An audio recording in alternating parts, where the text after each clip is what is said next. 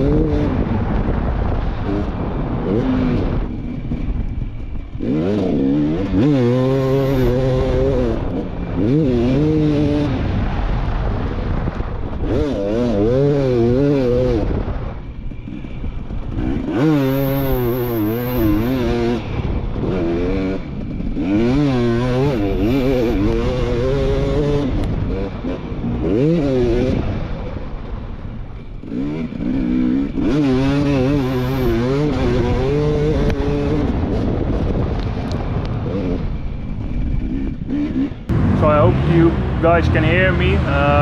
Everybody is riding behind me on the track, but as you could see, we were riding for a little bit, and I came to the conclusion that I'm continuously riding in fourth gear.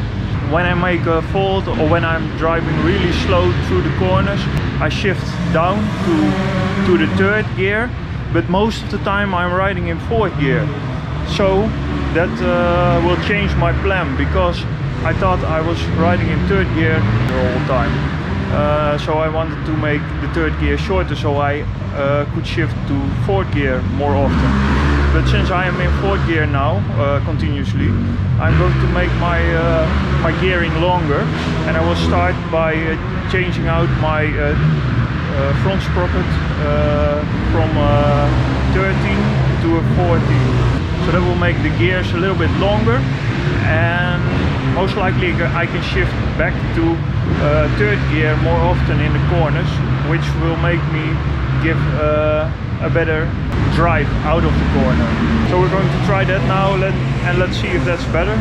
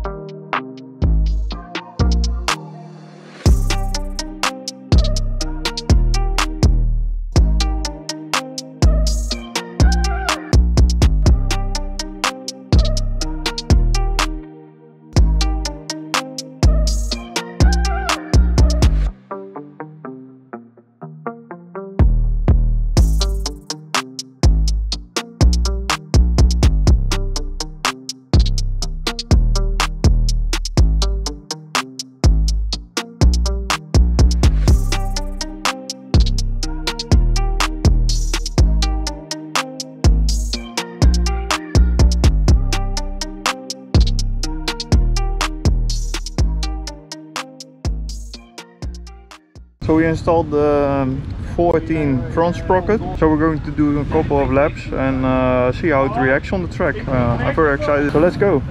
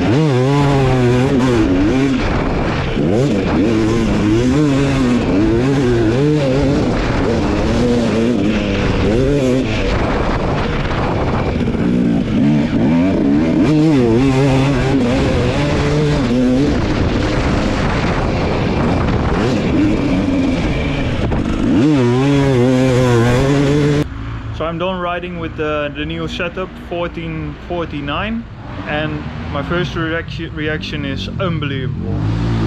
What a different bike. It has so much power out of the corner, a lot more than before. I can now ride in third gear in the corners, and then get a good drive out of the corners, and when it's a long straight I shift up to the fourth gear. But most of the time I'm riding in my third gear now. It is a bit more work because it has a lot more power in the third gear, but the engine is and the clutch is working better like this, because I don't have to grab the clutch as often as that I did before, and now I can just balance the bike with my throttles. So I'm going to enjoy it one more time this afternoon. I'm not going to put the GoPro on, but I will try to get this into a nice video. So after my awesome experience riding with 1449, I almost instantly want to recommend anybody that is riding a 252 stroke that ratio, because I had such a good experience with this. But of course you need to keep in mind that this ratio is good for my riding style on a specific track that I'm most of the time riding. So of course it's good to try new ratios with your sprockets, but don't just blindly take this advice. But yeah, you need to start somewhere, so I can recommend this. And if you have some old sprockets laying around, or can borrow some from some of your friends or somebody on your home track, I would recommend to do that and try some new things. So yeah, you can see for yourself what benefits you can get out of it. So after editing this video, I came to the conclusion that I used quite a lot of technical terms and terms that we are used to in motocross. But for some new guys or people that are not used to those terms, it can be quite hard to understand what I specifically did in the video. So I'm considering to make another video about the gearing and the sprockets, to go a little bit more into depth about what really happens when you change your front sprocket or your rear sprocket, and how those ratios affect the characteristics of your bike. So let me know in the comments if you're interested in that. That was all for this video. If you like this type of content, make sure to give the video a thumbs up, and make sure to subscribe and click the notification bell to stay up to date with all my new videos. And as always, see you next time.